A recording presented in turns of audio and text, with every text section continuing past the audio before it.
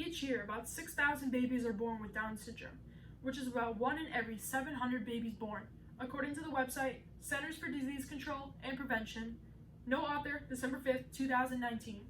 Today in my presentation, we will be discussing the disorder known as Down syndrome. I believe it's very important for individuals around the world to become more familiar and understand more about disorders, for example, Down syndrome, because disorders both physically and mentally are being discovered each and every day. I am credible talking about this topic because my cousin has been diagnosed. Today in this presentation, we'll be discussing how Down syndrome impacts an individual and how Down syndrome impacts our society. The main points that will be covered are the origins, symptoms, and perception. Now that I've introduced the topic, we're going to go more in depth on origins, specifically definition and how it is diagnosed. Down syndrome is defined when there are 3 copies of genetic material from chromosome 21, according to the book U.S. National Library of Medicine, no author, September 15th, 2020. It is very important to know that Down syndrome isn't hereditary and it cannot be prevented, meaning if an individual is pregnant, there's nothing they can do to prevent Down syndrome. It's a natural occurrence. Down syndrome is diagnosed in 2 ways. The first way is the screening test. As seen in this picture, the screening test consists of an ultrasound as well as a blood draw from the woman that is pregnant. The blood draw is looking for an abnormal count of substances within the blood. The second test is the diagnostic test. The diagnostic test is the examination of the placenta. Seen in this picture, the needle is going into the placenta to gather fluid. Also, examination of the amniotic fluid, the fluid around the baby, and the umbilical cord. Now that we have discussed how Down syndrome is defined and how is it diagnosed, we are going to talk about the symptoms, both physically and mentally. Physical symptoms within an individual with Down syndrome tend to be very similar. Individuals with Down syndrome are shorter than the average human in height. They have smaller feet, hands, ears, noses.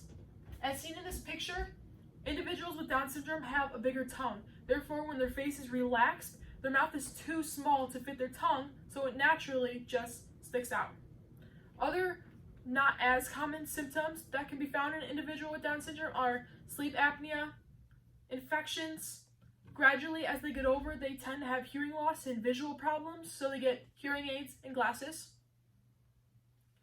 Now, mental problems aren't as obvious.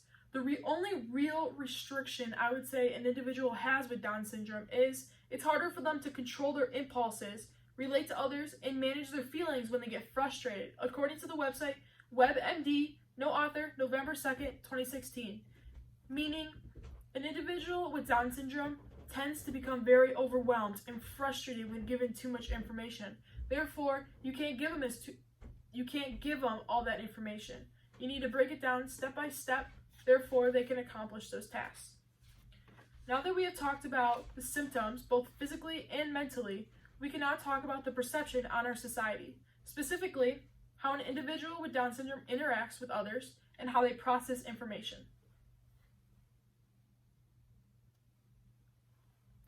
An individual with Down syndrome tend to be shy around others they don't know. Individuals with Down syndrome are worried that people might think they aren't as smart as they are, or that they talk or look different, according to the newspaper Kids Geographic by Melissa Riggio, June 14th, 2019.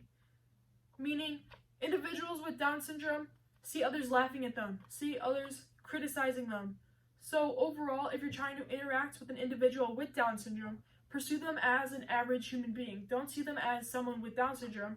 Just pursue them as a normal person. Go up to them and have a conversation.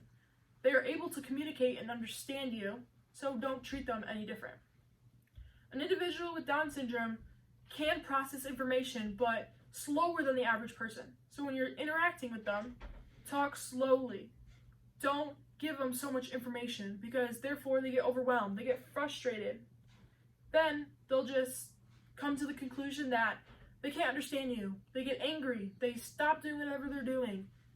And they don't accomplish that activity. Now that we have talked about the perception on our society, we can wrap things up. Today in this presentation, we discuss the origins, both physical and mental symptoms, and the perception on our society.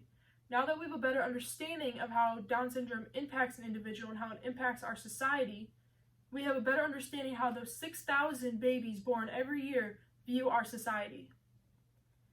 So today, I'm going to leave you off with a quote that was stated in New York Times video made by Amy Harmon, May 3rd, 2007.